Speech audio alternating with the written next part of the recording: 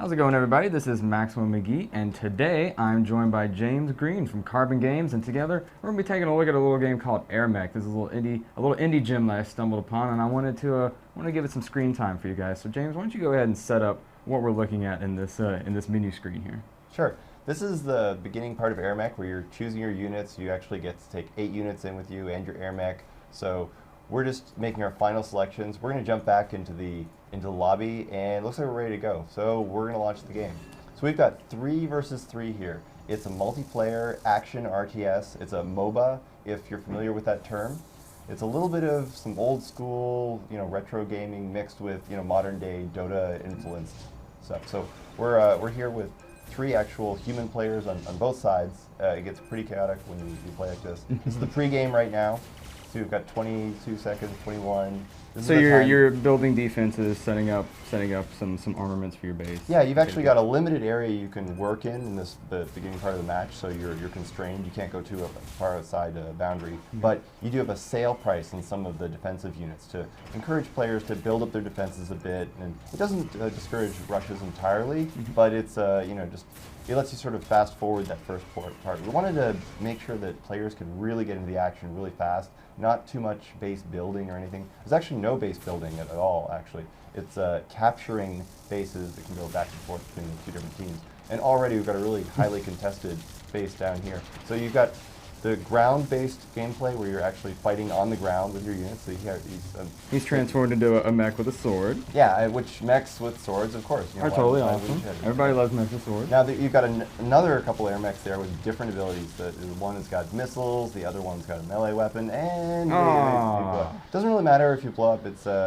you jump right back in the action. You actually take a break and you can build up some more units. It's a really nice back and forth of You're not just sitting there watching the kill timer run down and twiddling your thumbs. No, you've always got something to do. I mean, that's why we call it an action RTS game, and it really is a nice balance between it, because we find some players, they love RTS games. They come from Command & Conquer, StarCraft, and all that, and you can play it like that type of game if you want. You can sit back, you can build your units, you can give them orders and send them at the enemy base, send them to capture. There's a whole bunch of different units you can choose from. You actually can only take 8 units into each battle with you, so strategically you have to choose what those units are going to be, and you can have some really different strategic combinations based on what those are. So talk a little bit more about so I saw back on the top menu you were like picking out all these different units you wanted to bring with you, and then are those like the units that you can build while you're in the game, or are they like a pre-existing army that you spawn with, or how does that work? No, you don't spawn with any of them. It's just those are the units that will be available for you to build. Now,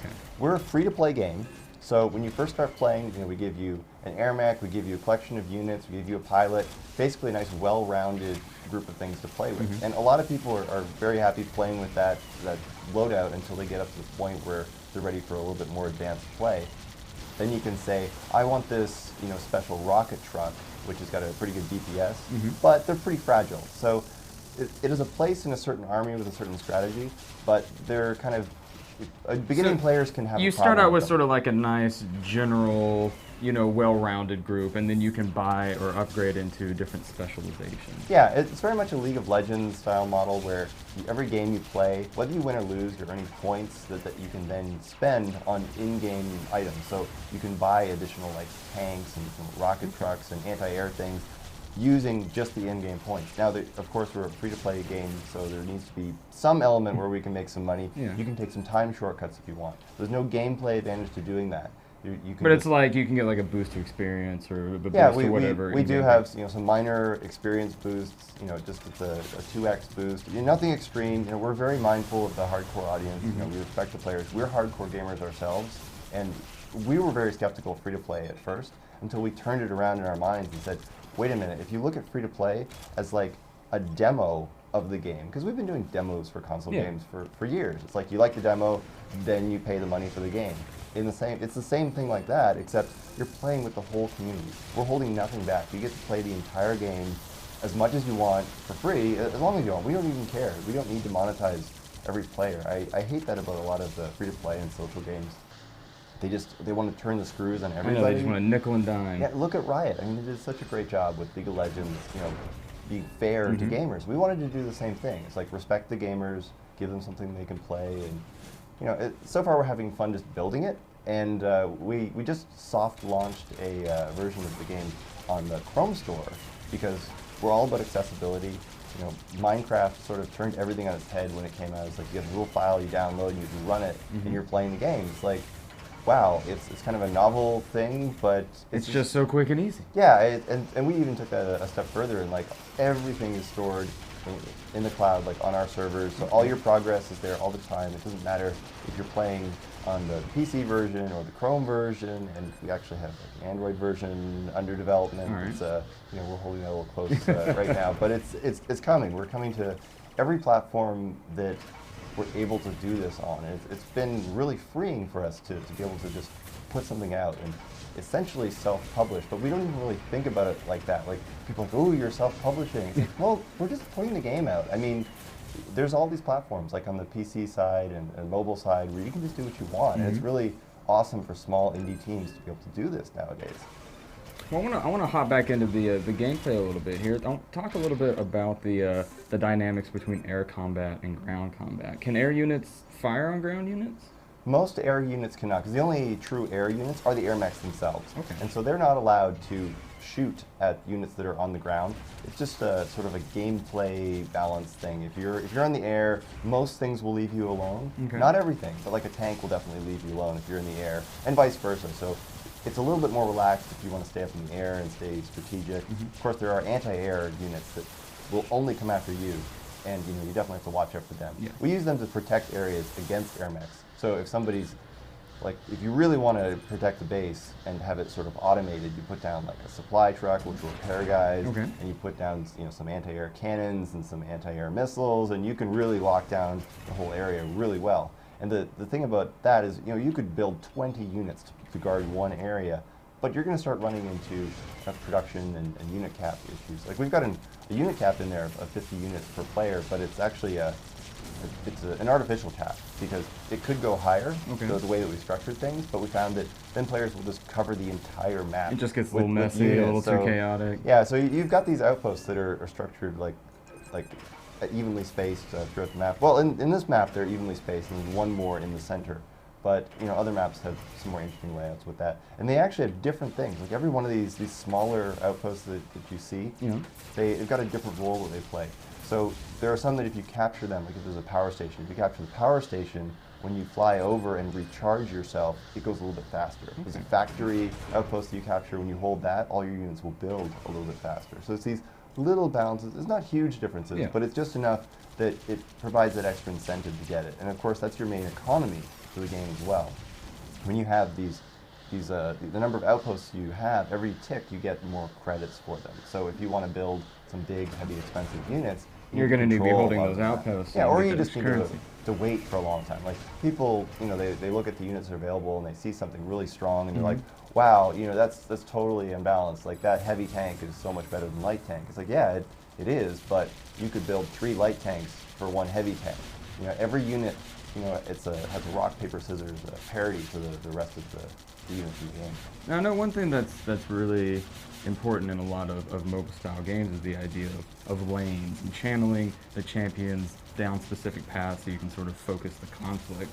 Whereas in your game, it seems like obviously you can transform a jet, just fly wherever you want. So like how do you direct the player? Yeah, you still have the lanes a little bit in that the units have to follow the lanes. If you're just going to send them, I mean, you can literally send the units from one side of the map to the other, and they will follow the area they can go here. But yeah, it does kind of turn the whole thing on its ear when you can just fly there yourself. It opens up like a rushing strategy opportunity. We definitely, you know, see a lot of that, but it's okay because we see that you've got these shorter games with this compared to other Dota style games. I mean, the whole Dota genre that's arisen and all the companies that are making really, really strong Dota games, it's amazing and it's great, but it's pretty long gameplay experience, I find. So this is like a bite-sized complement to that, we find. It's very fast-paced, very, very actiony, and if you are going to lose a game, it's actually kind of merciful because you will lose it hard. You'll lose it in a hurry, so at least you can get on with it, get on with life. See, here actually in this game, you know, we've got some of the devs and we're playing against some of our early alpha testers that have been playing the game for a long time. So it's pretty evenly matched. People know what's going on, and so we ask them to, you know, not end it too quickly. So we're we're able to show the gameplay off a bit. So talk a little bit more about the abilities of the different units. So like, what's the difference between the stealth bomber, the red stealth bomber, and this blue sort of skin? Yeah, so the stealth has a ability to actually bomb from the air. That's one of the unique things about the stealth bomber. Okay. But he doesn't have a gun on the ground. So when he lands and goes on the ground, he has these two giant blades that just tear up units. So he's great for landing and taking out individual groups. He's not so great for base offense because you generally want to hang back, send in some units, and support them by sniping from a distance. If you're trying to attack a heavily defended area, and he doesn't really have that option, the melee-based one. Yeah. But it's just another way to play. I mean, if you've got one of those on your team, and then you've got another AirMech that can do healing. The one we're showing off here is the default one that you start with. It's sort of our general purpose, does a bit of everything. And he's got a giant energy sword, which is really great for just taking out tanks. Yeah. You put a lot of points into that ability, and it's really powerful. He's actually, we can see here, he's totally maxed out his sword ability, so he's really deadly in close combat. Okay, so his skills are represented up there by those 4 icons? The skills are there at the top, yeah. It's like other MOBA games where you do level up. Like you see there's a level associated with each one of the players here. He's level 3 now. For every point that for every level you go up, you get another point to put in an ability. You can choose which ones to put them in. So we have up to 12 points that can be distributed, but you only go up to 10 levels. Okay. So you do have to choose, what your end game for that particular AirMech is going to be. That's another way that we combat the stalemates in the game, is you become very powerful towards the end of the game. At the beginning, the units can take out AirMechs relatively easily, and then as you get more towards the end, we really would like to see about 15-minute games on average. And so when you get these longer, drawn-out games, the way of breaking through that is the AirMechs become super powerful and can punch through And they the can defenses. just bust in. It's like, it's going to be decided for you. Well, then it's going to go one way or the other. Yeah, it's players versus players at that point, not just how many units they built. Okay. And then it's more about, who's going to make a mistake first. Because you can literally just fly right into the base. So it's not always about fighting down the lanes of, like a Dota-style game. Okay. So it's definitely like a strong unit game up front, and then a champion game. That's the intention. People still do some rushing strategies, even with the mechs themselves. You can build defensive units that you saw people doing at the start of the match. There are also things that will just let you earn extra credits. So sometimes you give up your defense to stockpile some money. That's a bit of a risk. If the other player finds out you're doing that, they'll come in and shoot these helpless units that are just generating money for you. So it's like there's a bit of early scouting involved, which is nice because you can just fly. You can't just fly into the base in a typical Dota game. So it's definitely different. I mean, we have a lot of parallels with Dota MOBA games, but we wanted to be our own thing, and I mean, just changing the setting opened up a lot of gameplay opportunities for us with the the transformed robots. But the actual inspiration for that came from some much older games. Like when I was a kid, I played so much of this game called Herzog Zwei, and we've had other people mention other games, and I didn't play a bunch of them, but I think they were all either influenced by Herzog Zwei, and then one of them actually predated Herzog Zwei. So I acknowledge all that, and yeah, we all share that love of those old games, and this is sort of recreating the memory of what that was, because it's obviously there's a lot added to it, and it's a lot different pace of the game, and just having a teammate sort of turns the whole thing upside down. But it's definitely inspired by that originally, and then has evolved into what you see here. So I know with a lot of MOBA style games, they can be difficult to jump into because you have such a large cast of characters. You've got all these different items, all these different abilities and skills, and you kind of need to learn all of that up front before you can really start getting into the nitty-gritty of the game.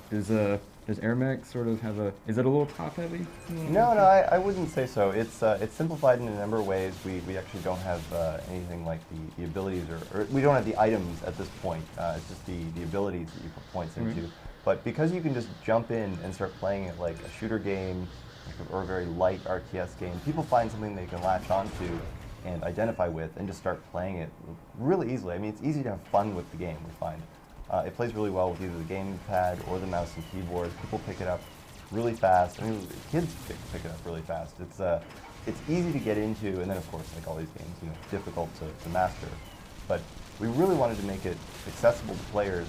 I mean, when I started playing Dota games a while ago, I know they've gotten a lot better now about the tutorials and stuff. So, okay, here's the end. It's like, Yep. you become super powerful when it ends, so you just get to play a lot. You just get to go in, clean house, have a little fun, Yeah, celebrate. It's pretty fun. All right, James. So as we're setting up another game here, something I noticed is these pilot portraits, and you were mentioning that they have special abilities. Yeah, if you're familiar with League of Legends or something in the rune system, we've boiled that down to a very singular element of we just have the pilots. And each pilot that you choose, identify. You might just like the look of that pilot, but they've got some certain pluses and minuses. So let's look at an example here. So like you can't read the text very well the way it is, but let's like Lexi has plus 15% attack power, so her guns do 15% damage. Okay. If she's got any other abilities like a sword in the particular AirMech she's using, that will give you that bonus as well. Okay. Her AirMech's a little bit weaker though to balance that out. So does each pilot come with their own AirMech, or is there like an AirMech that they have an affinity for? We're going to do a storyline that ties that together, so each AirMech will have a pilot they match up with, Okay. but you're not obligated to use that. We're considering giving like another little tiny % bonus if you do match them up with their sort of destined AirMech, but we want you to mix and match them as well. Now, are the pilots sort of a system that's in place in lieu of having a giant library of items? That was the intention. I mean, we've resisted the urge to keep adding stuff to the game. I mean, a lot of hardcore gamers, they like the complexity. Like, for example, World of Tanks. I think it's it's a great system. It's the geek in me just goes like, oh, I could build this and do this, and what you if could tweak it and tweak it. What if we did that for AirMech and like you had this and you upgrade your engines and your guns, and then I'm like, well, that's quickly turning into like Mech Warrior Online, which now somebody's making. So they're making that, and that's cool. And I don't want to try to directly compete with something else. And, I feel there's a big space here, and we want to make something that's unique and easy to get into. Okay. We found that we started making the game as a hardcore PvP experience, but we discovered quickly that a lot of people like playing the single player element. Like they just like beating up against the AI, and that's fine. I mean, who are we to tell people how to play the game? Because it is enjoyable just to mess around and play with the game. Like just the feel of it, and the controller. We support the mouse and keyboard and the gamepad. On the Chrome version, the gamepad support's coming. I promise. it's just a These things take time. No, it's there on an internal version. We don't want to crash your browser or anything. So it's definitely exciting for us to make a game that just literally feels nice to control. So it's got some of those old school feeling of just you fly around. It's a dual stick shooter with the gamepad. Yeah, I was gonna ask how the fire mechanic works using like the mouse and keyboard. Well, with the mouse and keyboard, it's the WSAD to move around, and then it's the mouse to just say click here and shoot. Now, there's actually some alternate control schemes because of having the mouse and keyboard. So you can actually right-click on a unit, and he'll go fly there automatically and pick it up. And you can also right-click. You can hold down right-click and specifically place where you want it to go, down to the facing. So you do have a little bit of precision advantage with the mouse and keyboard, actually. Yeah. So you can also hotkey up your units, build them instantly. You don't have to go into the menu. Some people really like playing that way. Like if you are a uber micro guy, you can come from StarCraft or something. Maybe you just gravitate towards that. Some people don't want to touch the gamepad. Other people, they never put down the gamepad. They just love how it feels. Personally, I love the way it feels. It was originally envisioned as a way to show, yes, you can do RTS with the gamepad because I feel it was solved by a number of games like 20 years ago, and somehow we forgot about it. Like all these RTS games where you're like using a gamepad to like draw loops around things. I'm sure you're not referring to like StarCraft on the Nintendo 64. No, actually, that was one of the better examples. Really? I'm thinking. I played that when I was like way younger, and I remember having all sorts of trouble. Yeah, I mean, it definitely has its issues, but they did simplify some aspects of it. They didn't try to recreate the whole RTS. Maybe I need to go back and give it a. There's been some other ones. I mean, some really great efforts. I mean, the Halo Wars, it was a great attempt for what they were working with. I just felt they were constrained by that whole, you're still trying to select a bunch of units and move them around. Whereas, this is just literally whatever you're holding, you can give it an order, and you've got the super unit there that you're It's still got the same concepts and the same sort of style, but it's just on a smaller, more manageable scale. Yeah, and it's a light RTS experience. We're not trying to do a full-blown, This isn't like a Total War situation. No, definitely not. And we do get some requests for people that are more on the RTS side. They're like, I just want some kind of command to like paint select all my units and then order them all to attack the enemy base. And I understand why they're asking for that. We wanted that. We wanted to experiment with that, so we did. We threw in something where it was really easy with the mouse. We select people and say, go do this. But it quickly ruined the game, we found, because you then have all these units. You can make a massive group of units that are just basically moving across the map that no AirMech can counter. So then the AirMech is useless, and you're back to a traditional RTS. So it takes too much of the focus off of the AirMech. Yeah, it just sort of ruined the balance. Like, because it's difficult for you to control a lot of units at once. I mean, once you get practiced on it, it's not an issue. We find it's more people that have only played the game like once or twice that they immediately want to turn it into an RTS. But when you play it longer, you get quite efficient at picking up the units, deploying them, telling them where you want to go, like sort of working within what this game is instead of turning it into a different game. But because your opponent has the same penalty, like you feel like you want to do it, same but conditions, same restrictions. It's a set of rules that everybody has to play by. So that's why I think it works out quite well. All right, James. Well, I think that'll about do it for our talk here on AirMech. You mentioned that it has a soft launch, so can anybody just go out and get their hands on AirMech now? Right. Actually, the Chrome version you can play right now. It's using native client. It wasn't designed. It's not HTML5 or anything. It's actually using a native code compiled to play in your Chrome browser. So you can literally just one click, install, log into your Google account, and you're playing the game. And that's the first platform we're on. We'll be on a lot more platforms. We love to do beyond the Steam, later this summer, and we'll be doing a beta there, and just every platform that we control, we have the freedom to do this on. We're going to put it out there and be available. The accounts are also all linked together, so you're playing right now on the Chrome version, and then you want to play Steam or PC or even the Android version. It's all linked together, so it's free to play. You can download it on any of those platforms, and all your progress is there. I mean, that's a big part of the sell for us, that we wanted to provide that unified account. I hate you can play it on whatever you want, and you'll always be able to get access. Yeah, literally, even on your phone, you'll be able to just take it all with you. Like buying a game and then having it tied to that specific console or that specific platform just seems like a very old process. Remember for email when you used to have to worry about that? It's just, no, it's like, this is AirMech. When you play AirMech, you're making progress in AirMech. It doesn't matter what platform. It goes everywhere with you. We're really excited about that. Awesome. Well, thank you so much for stopping by and sharing your game with us. No, thanks for having us. All right, and thank you everybody out there for watching. This has been your look at AirMech on the PC. So for more coverage, be sure to stay tuned to GameSpot.com, and we'll see you next time.